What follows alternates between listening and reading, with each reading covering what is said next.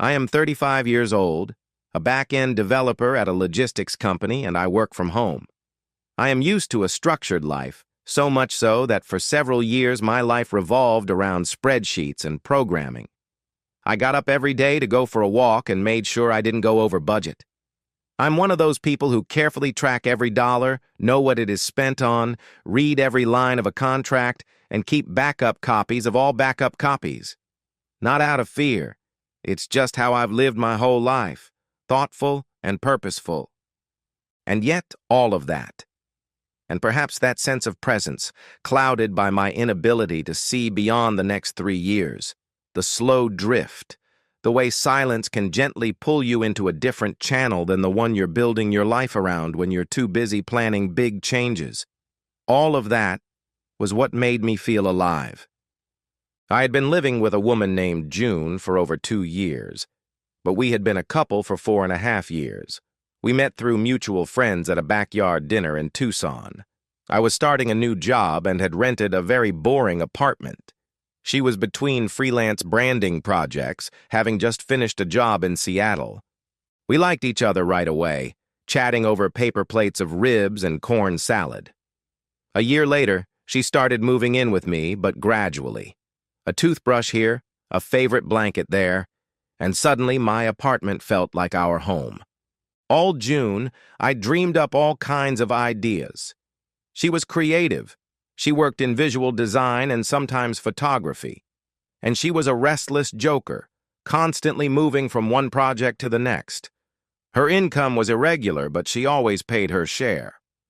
It wasn't hard for me to cover the extra expenses. I was making good money, and it was a mutually beneficial arrangement. I thought we were trying to build something real. In September, we started talking about the future. Not so much about marriage, we weren't traditional, but about something similar, about a place, maybe a house. June hated our noisy neighbors upstairs and wanted a yard. She dreamed of greenery, a backyard, a garden. I had already started collecting links to townhouses in quiet neighborhoods.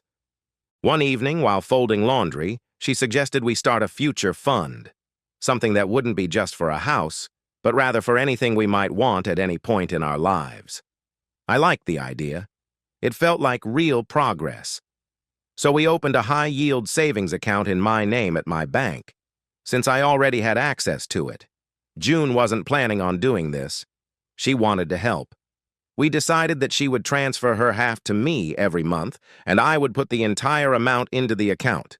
For a while, everything went great. The transfers kept coming. The balance grew, and I didn't even look at the account.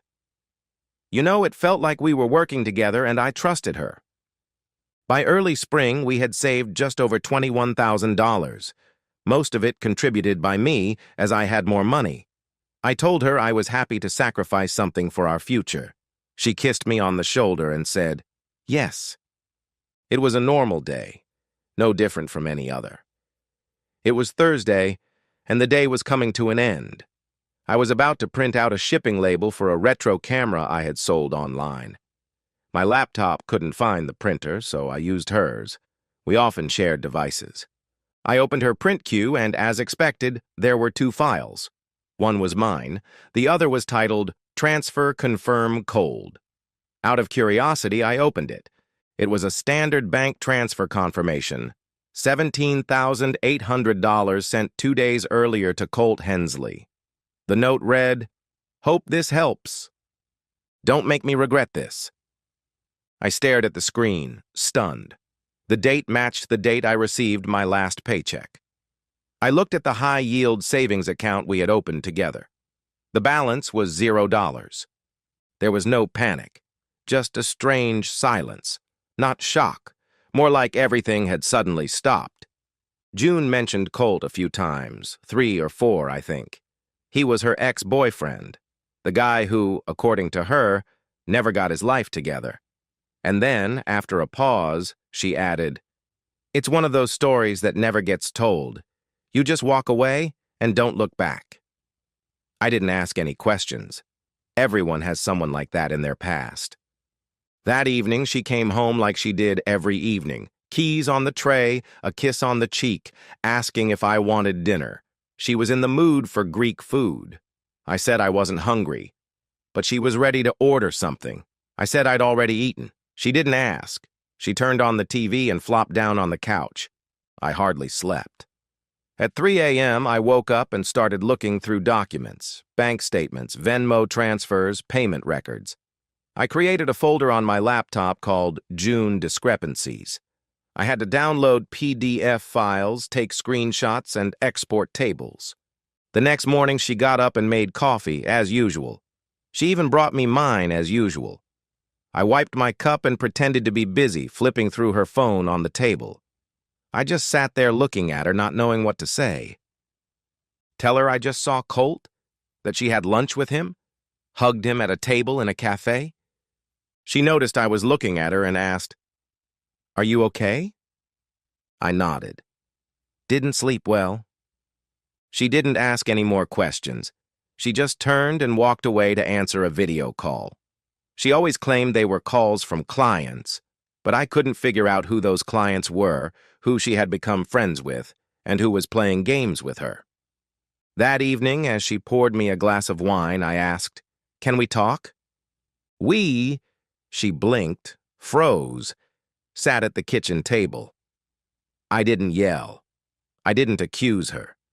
I just asked, "Did you transfer $117,800 to Colt Hensley?" She didn't deny it. She didn't flinch. She just said, "Yes." I asked her why she never trusted me, why she kept spending our joint savings without saying a word. She sighed as if I was wrong. "It's not about you, Ellis," she said. "Nothing has ever hurt me as much as those words." I asked her where she got the money. "Future account," she shrugged. "The one we created together. It was just sitting there. He needed it now. It wasn't gone forever." Did she think it was right? Maybe she sincerely believed it was right, and she said to me, "I did what I thought was right. He was there first, Ellis. You're just the safe choice."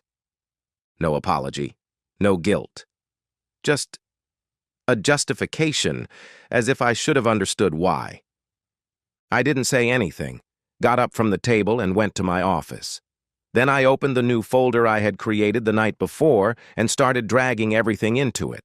Screenshots, bank statements, the transfer confirmation she had accidentally left in the print queue.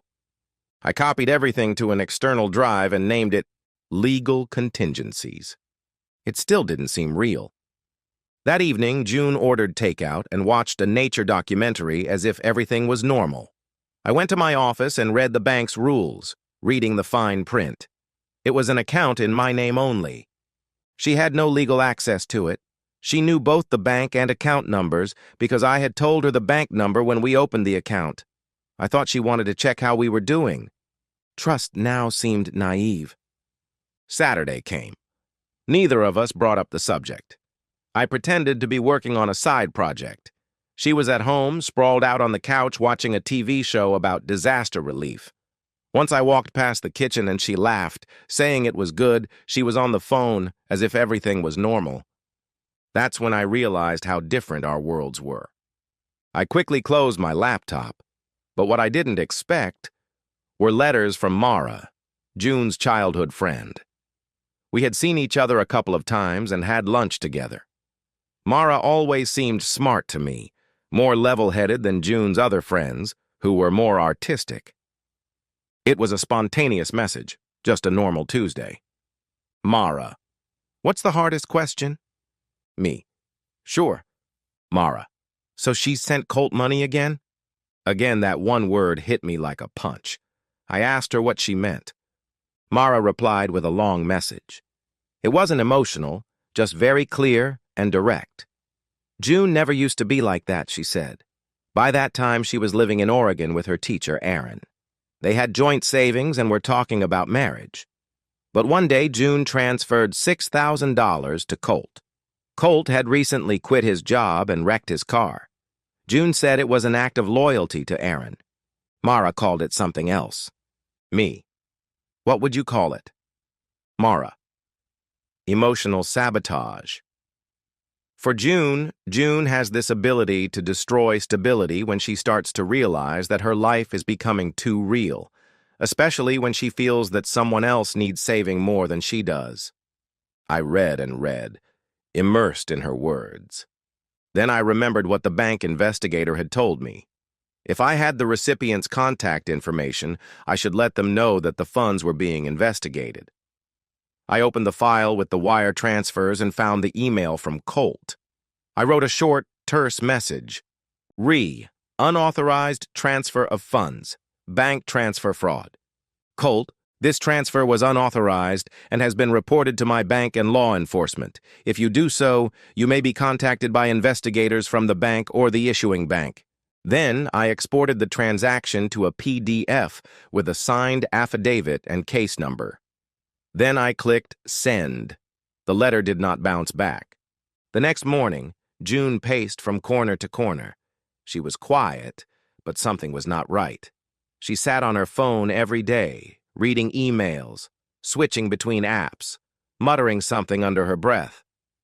I could see her doing all this out of the corner of my eye. It was clear. She knew she was being followed and was waiting for the wheels to start turning. It was in this atmosphere that she asked me that evening, "Have you been talking to anyone lately? About anything?" I tried to keep my voice steady. "No one important." She nodded and didn't ask for details. The next day, I noticed another detail. Her Venmo account, which she used almost daily, was inactive. No payments, no requests. I went to Colt's public Instagram. It was gone too, deleted or set to private. After that letter, they both disappeared. On Friday afternoon, I received a call from the bank's fraud department. A man named Simon informed me of the latest developments. "The internal investigation is complete. The transfer is on hold. It will most likely show up as unapproved. But even though we can't immediately return the funds due to third-party restrictions, we have immediately frozen the account from which the funds were transferred. These schemes will be investigated as part of a new investigation." Then he paused. "I won't comment on other transactions," he said, "but I will say that this is not the first time this has happened. You did the right thing by documenting everything from the beginning." He had nothing more to say. I thanked him and hung up. I had just come home and left my room. She put down her keys and asked, "How was your day?" "Good, productive," I replied. She seemed to want to ask something else, but didn't. That evening, when we were playing, we had dinner together. She picked at her salad. I finished the leftovers.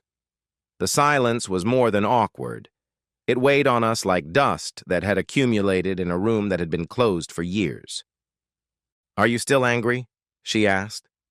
I replied, "I'm not angry. I just needed to clear things up." But that confused her more than if I had yelled. That weekend, I began secretly packing my things.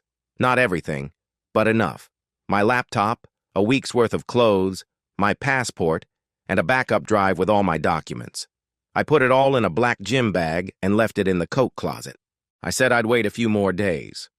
The last conversation. However, the next morning, she was looking at her phone. Candles, jazz playing in the background. It could have been a normal morning if not for the tension in the room. She turned to me. "You've been quiet. I've been hard on you. But can't we talk about this? Or maybe take a break to create something new?" I looked at her for a long time. "But by this point," she continued, "you've already made the decision for both of us." She didn't argue. She just looked at her mug and nodded. That evening, I put the box on the kitchen table. No dramatic letters, no farewell notes, just a cardboard box and a few things inside. Not her clothes, not her books, but things that had accompanied the lies. A screenshot of a table titled "Our Future Goals." A welcome note from the bank where we opened a savings account. A Polaroid of us standing in front of a blue house with yellow trim, the one she insisted on showing me even though it was too expensive. She said it reminded her of the house she grew up in. I placed a printed PDF file with this notice on top. Bank Transfer Dispute Summary. Status. Under review. Account holder. LSM. Funds. $117,800. Flagged. Unauthorized use. Claim filed 13 days ago. She didn't say anything when she read it. She put her hand on the box as if she didn't want to touch it. That night, I slept on the couch instead of next to our bed. She never said, "Come back to me." By Tuesday, I was gone. Not forever. Not yet. I just needed to get away. I stayed with a friend. He didn't ask any questions, and he had a spare room. I gave him the short version: financial infidelity, broken trust, and we're going through a rough patch. While I was away, I transferred the lease, moved the remaining money to a new bank, froze my credit, signed up for alerts, and changed all my passwords, even the ones that seemed silly. And I changed my paycheck at work because June no longer had access to it. 2 days later, she emailed me. It was long, paragraph after paragraph. She wasn't angry, but it was a powerful letter. That she never wanted things to get to the point where she panicked, that Colt had been after her long before me. That one day, she hoped, I would understand. I was the only one she knew would always be there for her, she said. I didn't reply. Instead, I sent a one-line letter. Subject: no more safety net. Text left blank. She never replied. A week later, another friend told me that she had moved not just out of her apartment, but out of town. No goodbye, no address. She was just gone. I didn't ask where. I didn't care. I still hadn't received the money, but the account was closed, the case was open, and the records were securely sealed, and I felt, if not victorious, then at least vindicated. My name was protected. And the rest? That was her cross to bear now.